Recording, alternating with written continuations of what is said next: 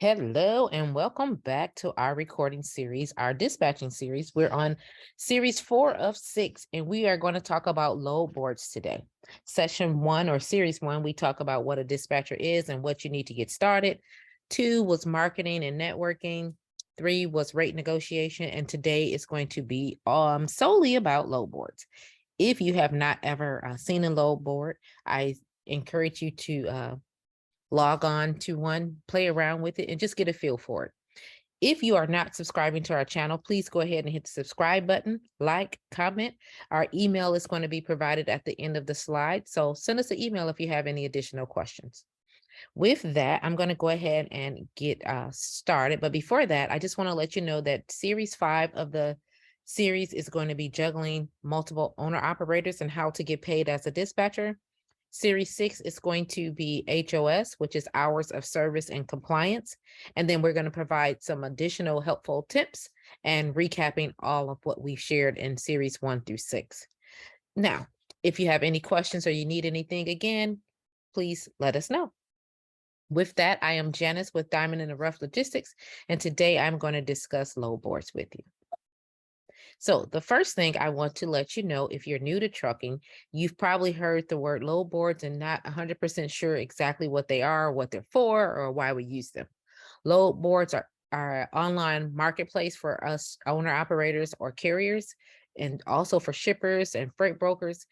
They post loads that are available for them and us as owner operators, because I am an owner operator plus a dispatcher. We can go there to find available loads. The loads are all in real time. They're posted for all states at all times. They're great resources for owner operators and carriers to obtain loads and to always also network with brokers so that you can become a favorite of a broker or to get or obtain a dedicated lane.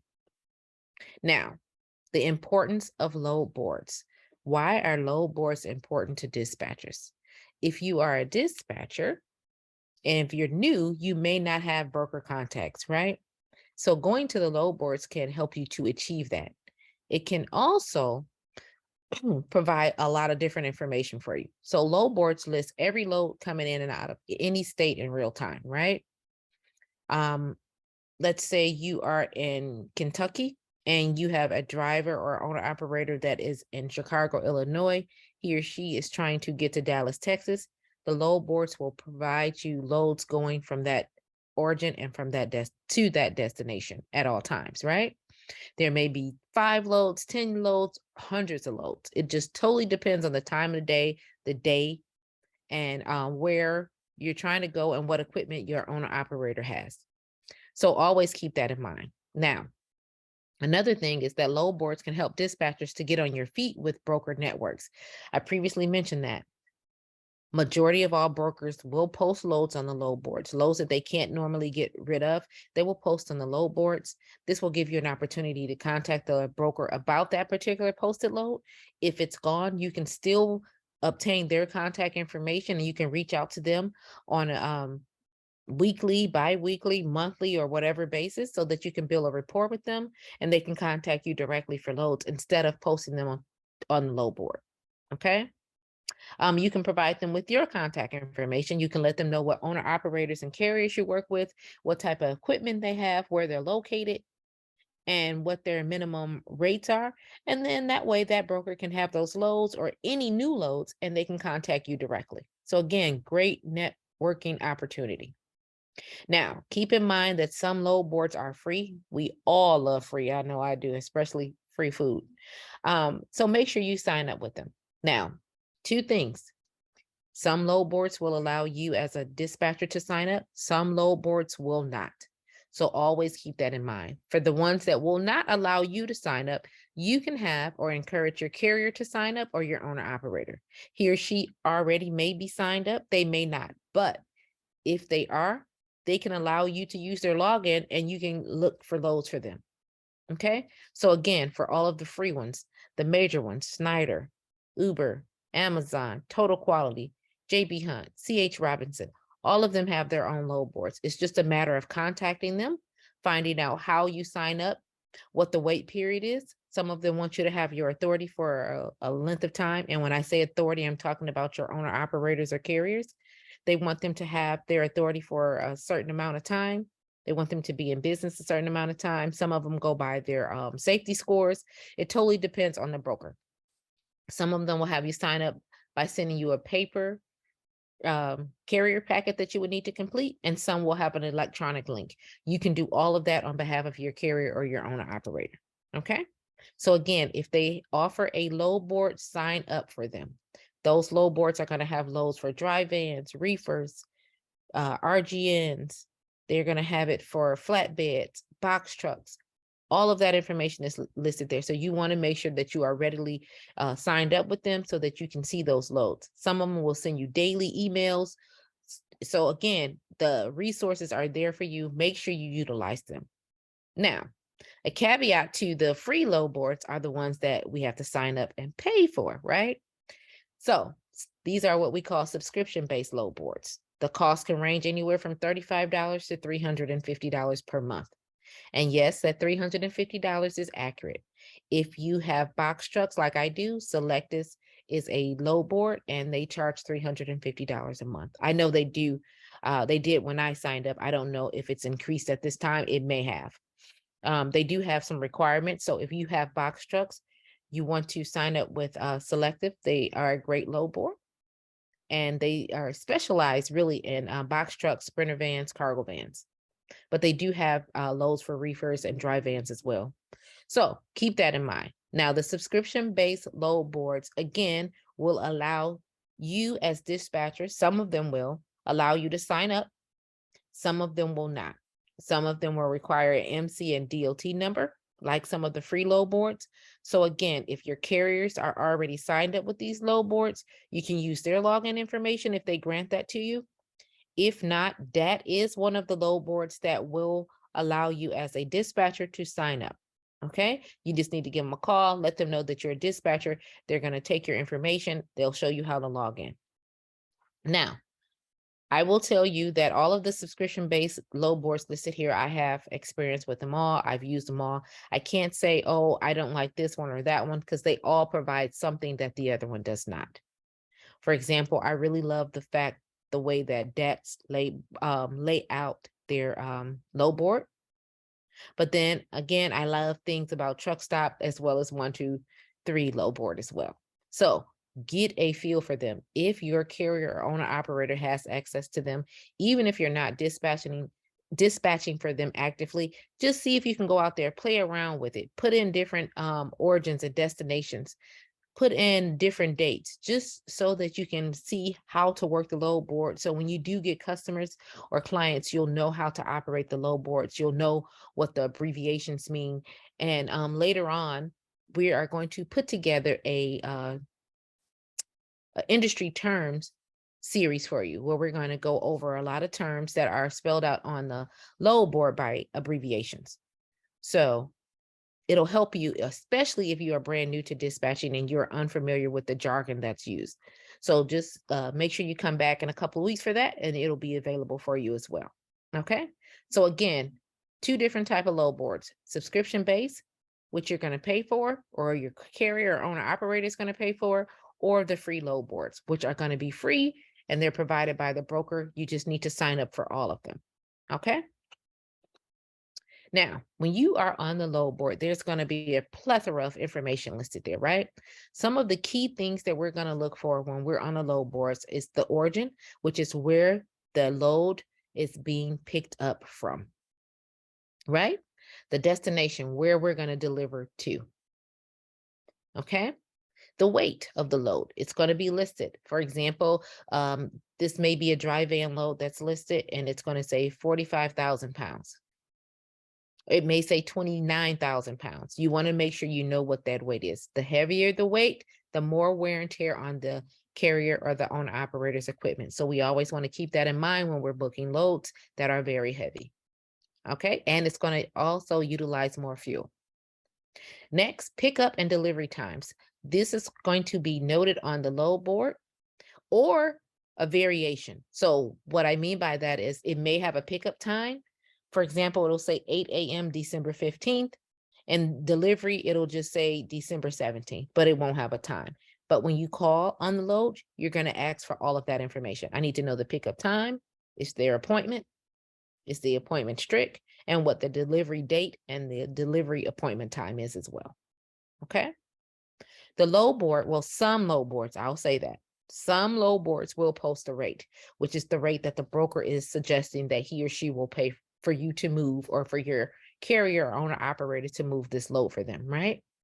So let's just say hypothetically, we have a load that's going from Atlanta, Georgia to Chicago, Illinois. The equipment that they're asking for is a dry van, and they have the load posted for $1,200 even. That's just a starting point.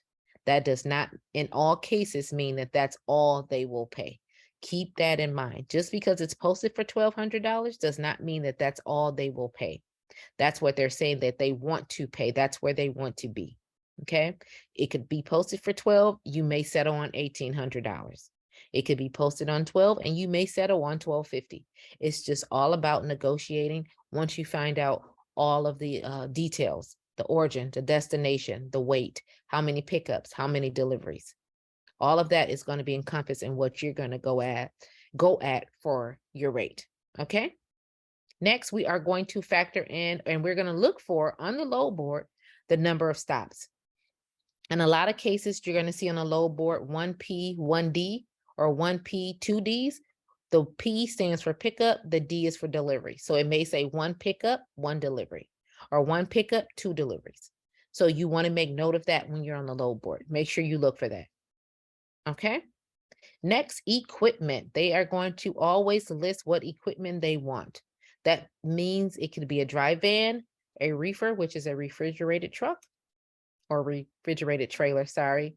It could be a gooseneck. It could be a flatbed. It could be a box truck. It could be a sprinter van. It could be a cargo van, anything of that nature. It's going to be listed there. So again, you're going to look on each load board for what the equipment type is. In most cases, you can filter by equipment type. You can key that information in or select it from a drop-down menu. And then that way it'll pull up only loads for that particular equipment. But you want to make sure you're notating the equipment is correct that matches your carrier or your owner operator. Because you don't want to call on loads and they don't have the equipment for it. The brokers will be mad and you'll be mad as well, especially the owner operator. Okay. Next key thing you want to look for on a load board is how long a load has been posted. If it has been sitting there for a while, it is a great chance that you can negotiate a great rate on it. That means for some reason that load is not being moved. Either the rate is low, the criteria or the requirements for that particular load are something wonky, meaning they may want you to have your driver pick it up at 12 midnight. They may want him or her to deliver at 2 a.m. the next day. And there's 3 stops, one at 2 in the morning, one at 4 in the morning, and one at 6 in the morning. That's going to be a little crazy. A lot of drivers aren't going to want that. So you're going to make sure that you're going to say, A, how long has this load been sitting here? And B, what are the requirements to it? Okay. Next, you want to know who the broker is. Each load board is going to always post who the broker is, right? And in most cases, they're going to give you an option to click on the broker's name and you'll see their credit rating. You'll see any comments from anyone who's made deliveries or pickups for them. And then in most cases, their response to those comments will be listed as well. Their rating will be listed there. Their credit score will be listed there. Their contact information will be listed there. Do your due diligence and research that broker. Type their name in Google. If there's anything adverse out there about them, 9 out of 10, it'll come up on Google. If you have access to a factoring company, provide the broker's name to the factoring company and they can do a background or a credit check on that broker for you as well. Okay. Lastly, we want to always pay attention to any special instructions when you are pulling loads from the load board. Prime example, you find a load, it's listed from Miami, Florida, and it's going to Houston, Texas, right? And it's saying that it needs to be picked up and delivered as soon as possible. And you're like, oh, this is great. The starting rate that they have posted here is great, but you want to look for special instructions under comments. Why is it needed ASAP? Did someone fall off the load? Is it an expedited load? If so, are they paying extra for it? Do you need any special equipment? Do you need any straps? Is it a dry van that's needed? Do they need to nail something down to the carrier or the owner operator's floor? You need to pay attention to all of those things. Do they need load locks? If it's a flatbed, will they be responsible for strapping down everything and securing it themselves? These are special instructions that you're going to look for, right? Do they need a TWIC card? That should be listed in special instructions. Is it a team load versus a single? A team if it's a driver of 2 versus just 1? Is that what they're requiring? Make sure you go over those special instructions because you want to be prepared. You want your carrier to be prepared when he or she goes to pick up that load. You do not want them to get to the shipper and they're saying, oh, you guys were supposed to have load locks. You need bars. You need straps. You need blankets. All of those things should be listed in special instructions when the load is posted on the load board. And once you confirm and you lock in the load with the broker, it should also be spelled out on the rate confirmation. Okay. Now, these are absolutely key items that you want to look for when you're on the load board looking for loads for your owner operators. Okay. There are other things, but you want to make sure that you are watching for these, especially the special instructions. Okay. Now, with that, I am going to end today regarding our load boards. However, make sure you join us back because we do have 2 more sessions in this dispatching series so that we can help you guys out. Okay, we're going to learn how to juggle multiple owner operators and how we get paid as dispatchers because we all want our money, right? And then we are going to go over HOS, which is hours of service and compliance. And then we are going to recap all of our helpful tips for you so that you can hit the ground running, right? And then we want you to join us back later in a couple of weeks where we're going to go over trucking terminology. Our previous video on trucking terminology, if you need to look at it, it is out here as well. But the new one that we're going to post, we're going to actually go into detail and we're going to break down all the major terms that are used. So if you're new in trucking, we speak in jargon. We say 1 pick, 1 drop, or 1P, 1D. We say PO for power only. And if you don't know what that is, when you call on a load, they're going to know that you're new, they're going to know that you're green, and they're going to try and give you the lowest low ball rate that they can. So we want you to be prepared and ready at all times. So this is your girl, Janice, with Diamonds in the Rough Logistics. I am signing out for today. If you have any questions, my email is listed. Subscribe to our channel, like, share, or comment. We are here. We enjoy you, and we hope you enjoyed our video. Have a great day. Bye.